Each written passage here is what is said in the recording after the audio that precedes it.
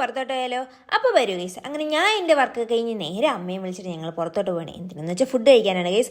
അങ്ങനെ ഞങ്ങൾ നേരെ സ്ഥലത്ത് ക്രോസ് ചെയ്യാൻ വേണ്ടിയിട്ട് നോക്കിയാണ് ഗൈസ്. ക്രോസ് ചെയ്ത് ഞങ്ങൾ നേരെ റെസ്റ്റോറൻറ്റ് എത്തിയപ്പോഴത്തേക്കും അവിടെ ഞങ്ങൾ ഉദ്ദേശിച്ച സാധനമില്ല. അങ്ങനെ അവിടെ നേരെ അടുത്ത റെസ്റ്റോറൻറ്റിലേക്ക് പോകാൻ ഞാനും അമ്മയും കൂടിയിട്ട് നടന്ന് പോവാണ് ഗൈസ്. പക്ഷെ അമ്മ വീട്ടിലില്ല, ഞാൻ മാത്രമേ ഉള്ളൂ. അങ്ങനെ നേരെ ഞങ്ങൾ റെസ്റ്റോറൻറ്റിലെത്തി. റെസ്റ്റോറൻറ്റിൻ്റെ പേര് എനിക്ക് അറിയത്തില്ല ഗൈസ്, ഞാൻ മറന്നുപോയി.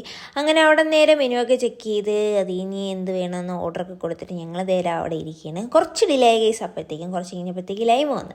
അങ്ങനെ ലൈമൊക്കെ വന്നതിന് ശേഷം അൽഫാമാണ് ഓർഡർ ചെയ്തത്. അൽഫാം വന്ന് പിന്നെ എനിക്ക് ഫുഡ് വരുമ്പോഴത്തേക്കും ഭയങ്കര കാര്യം പറച്ചിലാണ്. പിന്നെ കഴിച്ചോണ്ട് കാര്യം പറഞ്ഞില്ലെങ്കിൽ എനിക്കൊരു മനസ്സുഖം കാണൂല കേസ്.